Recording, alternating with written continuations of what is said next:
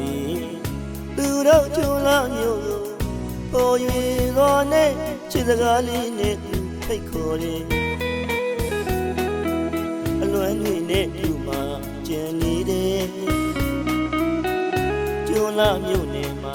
လွယ်လို့ကျန်ရက်ခဲ့ပြီးအညာကြီးဓမ္မရနဲ့တင်ချင်းပြန်လာတော့စောင့်နေနေတဲ့